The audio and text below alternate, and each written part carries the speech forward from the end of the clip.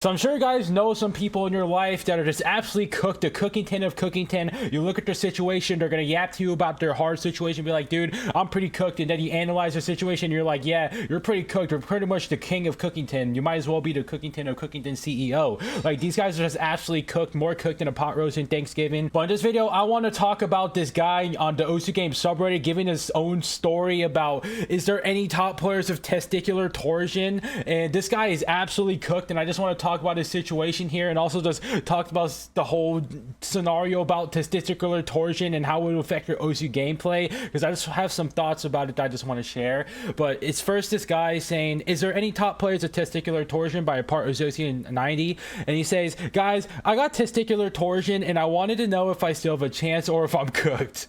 So this whole situation here, I guess OSU Game Subreddit is so bored that they're just making these posts about, guys, I have testicular torsion or some shit. Am I cooked? Am I not going to reach top 50? And I just want to talk about this thing. So testicular torsion, what it is for the people who do not know, if you're a guy, I know you guys are probably going to cringe hearing this, but it's essentially when the blood flow to your ball sack is essentially twisted, and it happens when you're like a teen apparently, and I don't really know what's the main causes, but I guess if you twist around too much, like you're just twisting around like a Rammus in League of Legends, and you're just twisting all over the place, maybe it causes that twisting in your balls. I don't really know how the fuck it even happens, but assuming this guy has this condition to testicular torsion, it's gonna hurt a lot, because if you're gonna have twisted veins within your balls and it cuts off the blood flow to your balls, it's gonna hurt a lot, I would imagine. I was looking up some stories about this, and people are saying, yeah, this is absolute hell. So I don't wish this upon my worst enemies to have testicular torsion. But if you have testicular torsion and it hurts a lot, which I would assume it would, well, first thing first, you got to get that shit checked out, right? You got to be like, okay, well, I have some pain in my balls, it might be ball cancer, testicular torsion, and you find out it actually is torsion. So you're like,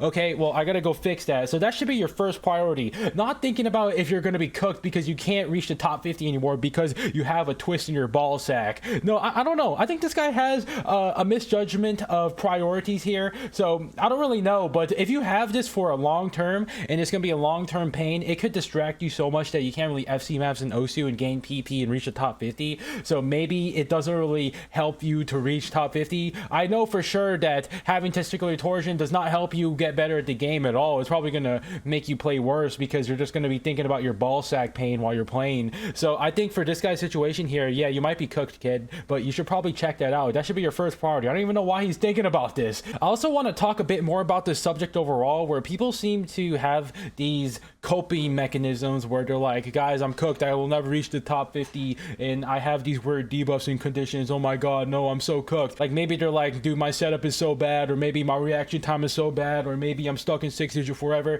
and people are just saying these doom scrolling thoughts to themselves, and they're just saying, I'm never gonna reach top 50. And the thing about this scenario here, I don't like it when people say this. Like, first of all, I just want to say that I like to believe that I have the ability to reach top 50. I think anyone has the ability to reach top 50. All you got to do is really play the game. Like, that's the input, right? You just play the game a lot, and you just try to FC maps, and eventually you can get to the top 50 if you try hard enough. Like, that is the general consensus. But you're also competing with the people playing like 12 hours a day in OSU game, the top 50 being absolute god modes. So it might be a bit challenging to reach top 50 nowadays, but it doesn't help you at all if you just have this belief that, well, I'm cooked because I have these conditions, I'll never reach top 50. No, it's way more beneficial to remove that limiting belief and say, okay, well, actually, I can reach top 50. I believe that I can do it. Even though I am 6-digit right now, I just got to keep playing and grinding. Having that belief that you can get to top 50 is going to help you more than if you thought you couldn't reach top 50 in the first place. So that is my tip to you guys. Anyone can reach top 50 as long as you believe in it.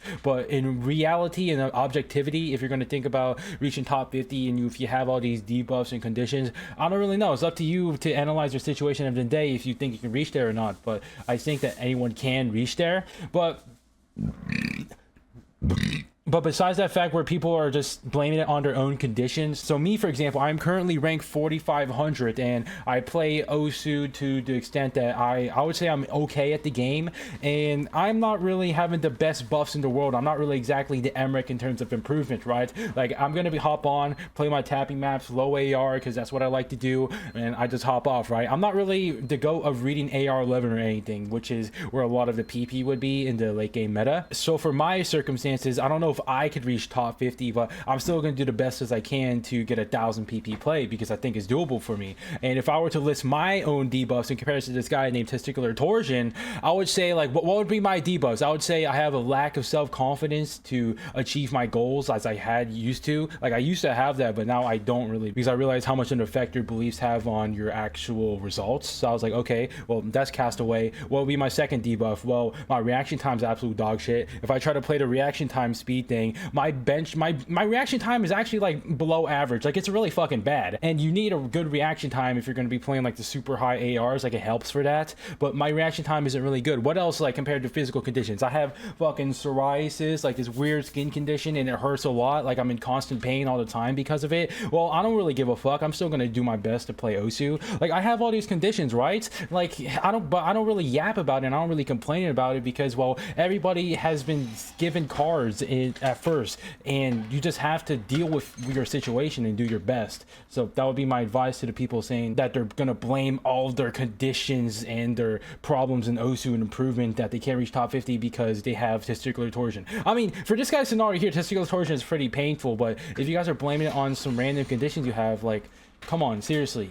You can do better than that. Just do the best that you can. That's really all you can do. But I also want to talk about the story that I saw in the Reddit post, the comments here, where I thought it was kind of funny. It's not even related to this, but I just want to say it because I just laughed out loud. This is going to freaking cringe a lot if you're a guy and you're watching this, but he's saying, not testicular torsion, but one time in 5th grade, my friend drove his knee into my balls so hard that the right one fully ruptured. I never really got medical attention for it because I didn't feel comfortable sharing about it too much, and my parents didn't think it was a very big deal, and they just thought I was in pain. The right nut literally fully shattered. It's as bad, if not worse, than it sounds. The skin didn't break or anything, but it just left a whole bunch of parts of the testicle just kind of floating around in the scrotum. Luckily, there's a miracle, and since I was early enough in puberty, my testicle had time to basically regenerate around one mass that was still intact. Over the next years, my floating particles slowly got absorbed back into my balls or something, and are almost fully gone now. And it took a few years, but my right nut has also caught up in size to my left nut. Nowadays, the only remaining abnormality is that there's this strange, almost like varicose vein segment where the tubes feed into the testicle.